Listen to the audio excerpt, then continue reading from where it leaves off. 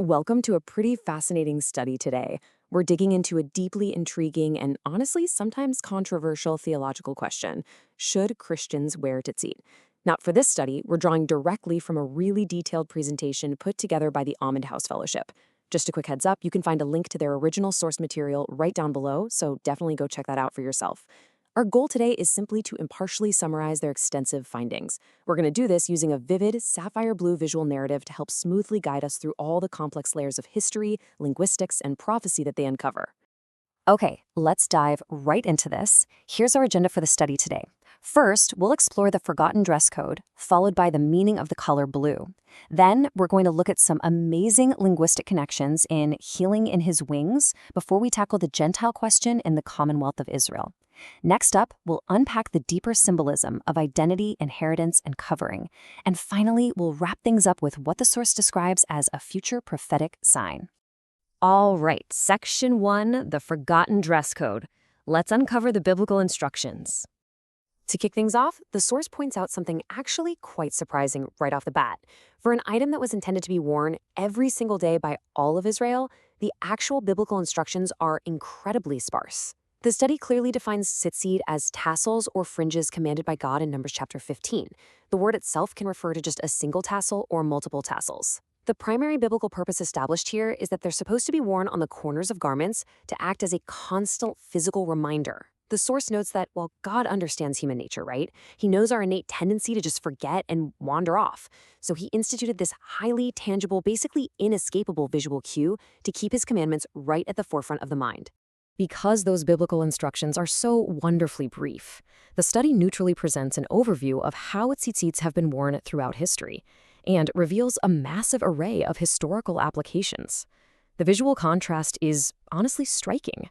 You've got the subtle, often hidden white fringes of the Ashkenazi tradition, which historically left out the blue thread because of debates over the proper dye. Then contrast that with the modern Messianic movement, where believers frequently and very visibly attach them to the belt loops of their everyday denim jeans. Then there's the bold, totally unmistakable statement of the Black Hebrew Israelite movement, which uses continuous fringes running along the entire bottom edge of a garment. The source even points way back to the ancient Assyrian black obelisk of Shalmaneser, which explicitly depicts the biblical King Jehu wearing fringe-like tassels. It really highlights just how far back into antiquity these variations actually stretch. So, what does the ancient text actually say? Well, the study suggests that God intentionally left the design super simple, stripping it down to just 3 basic rules. First, they absolutely must be attached to the corners or edges of a garment. Second, they have to be visible to the wearer as a constant reminder. And third, they must include a single blue thread. The source heavily emphasizes that this divine simplicity stands in stark contrast to the heavy, burdensome traditions that humanity often developed later on. This ambiguity gave believers a sense of creative freedom, ensuring the commandment remained a vibrant joy to observe and a deeply personal expression of faith, rather than just some rigid, cumbersome burden. Moving on to Section 2, meaning of the color blue, the throne of Yah. Now, I really want you to consider why this study places such a heavy, specific emphasis on that single blue thread mentioned in the biblical requirements. The study answers this by drawing a direct and frankly stunning connection to the divine. Listen to this quote that combines imagery from Exodus and Ezekiel. "Under his feet was a work like a pavement of sapphire, as clear as the sky itself." The source paints a really vivid picture of this brilliance. Just imagine what it meant to ancient people to look up at a vast, clear blue sky and associate that color directly with the floor of God's throne room. They suggest that the blue thread is intimately tied to this sapphire pavement and the very throne of God where all commandments originate. This illustrates a profound metaphor of a physical item acting as a spiritual anchor. The presentation argues that the blue thread literally replicates the color of God's throne. Imagine going about your mundane daily tasks, dealing with all your earthly stress, and then looking down at your clothes and suddenly being reminded of the very throne room of heaven itself. It's designed to abruptly direct the wearer's gaze and their heart upward to his ultimate authority and his word. This vital visual connection to heaven sets up the foundation for the deeper linguistic analysis the source dives into next. Section 3, Healing in His Wings. This is where we look at linguistic roots and Yeshua. What's really interesting here is how the Almond House Fellowship uses Hebrew root words to connect ancient prophecy directly to the New Testament narratives. They start with the Hebrew word kanaf. Kanaf translates to wing or extremity, but specifically, it can mean the edge or corner of a garment. The study breaks down the famous prophecy in Malachi 4:2, which states that the Son of Righteousness shall arise with healing in his wings. Through this linguistic lens, the source argues something absolutely mind-blowing. They say that a poetic verse about wings translates directly and literally to the corners of the garment where the tzitzit are worn. So the prophecy explicitly points to healing found in the tassels. Taking this straight into the New Testament, the study introduces the Greek word krosphidon, which means the fringe of a garment or a tassel. The source asserts that this conclusively confirms Yeshua, Jesus, actually wore tzitzit, and this brings an entirely new depth to the famous story of the woman with the issue of blood. Consider her sheer desperation, right? Suffering and bleeding for 12 long years, pushing her way through a massive, suffocating crowd. According to this study, she didn't just reach out to grab some random piece of his clothing. She specifically and intentionally targeted the krosphidon, his tzitzit, acting on that ancient Malachi prophecy, truly believing she would find miraculous healing in his wings. This crucial point is further expanded by looking at the root word of tzitzit itself, tzitz. The source explains that tzitz also means to flower or bloom. They draw a powerful parallel here to the biblical account of Aaron's staff. You might recall the story of a dry, totally dead wooden staff that miraculously blossomed overnight when it was placed in the presence of God to prove his chosen authority. The narrative presented here is that wearing tzitzit is a profound metaphor. It basically represents a dead branch, a person once devoid of life, suddenly blossoming into vibrant life when connected to the Messiah, acting as a highly visible sign of a healer. All right, Section 4, the Commonwealth of Israel and the Gentile question. So, this section addresses the central theological question of the Almond House Fellowship study. Are these tassels meant strictly for Jewish believers, or do they actively apply to modern Christian Gentiles as well? To neutrally explain their argument, let's unpack a really unique analogy the source uses. They compare a Gentile believer to a Nigerian asylum seeker relocating to the UK. Now, why would an asylum seeker gladly submit to UK laws? Well, because they seek the safety, provision, and benefits of that new kingdom. Even though the seeker absolutely retains their heritage, while living in the UK, they're entirely subject to UK laws.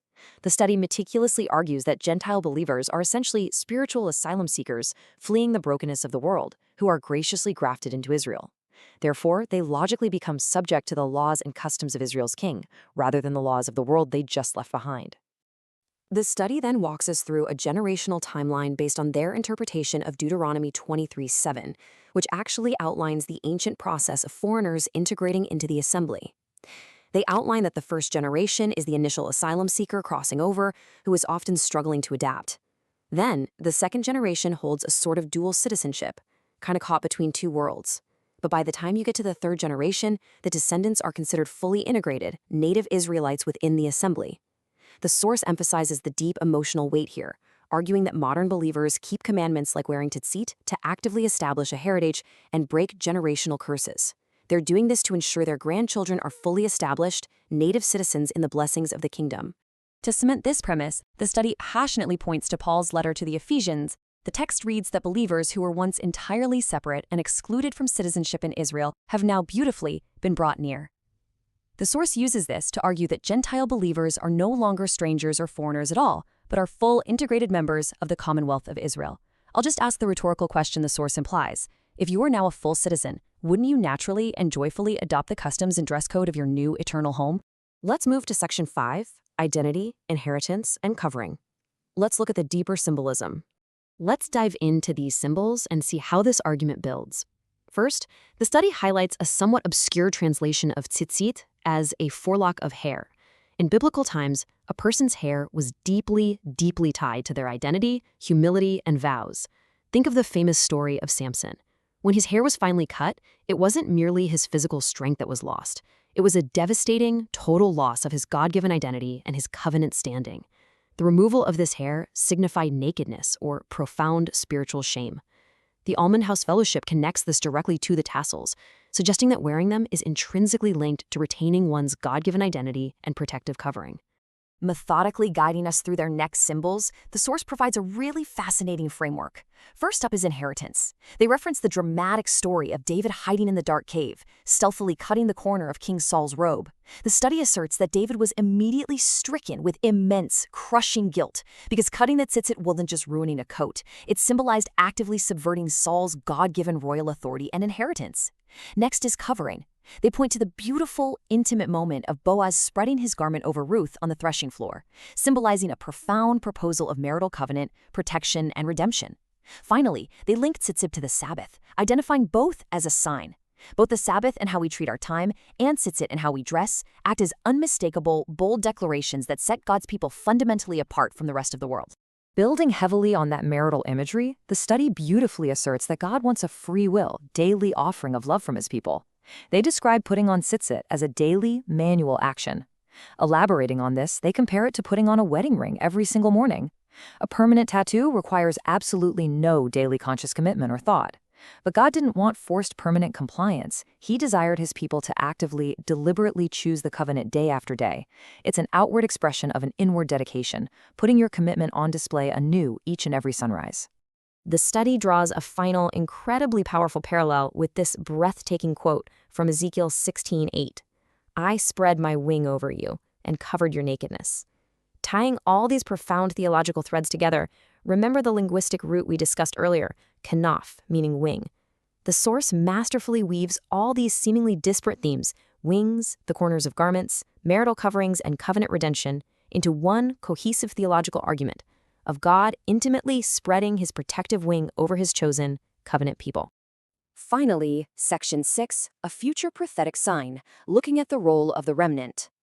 Entering the final section of our study, the Almond House Fellowship explores how they believe this ancient dress code plays a crucial, active role in future end times prophecy. They analyze this compelling, highly dramatic prophetic verse from Zechariah 8:23. In those days, 10 people from all languages and nations will take firm hold of one Jew by the hem of his robe. The study suggests that the hem of the robe mentioned here is precisely the tzitzit.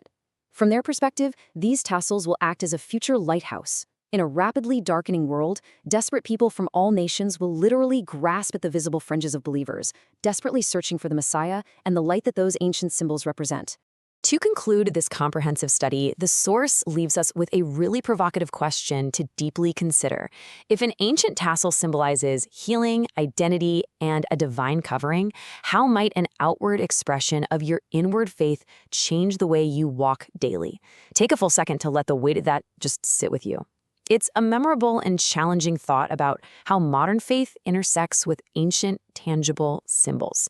I want to sincerely thank you for joining me on this deep dive today. Remember, the link to the original Almond House Fellowship source material is down below.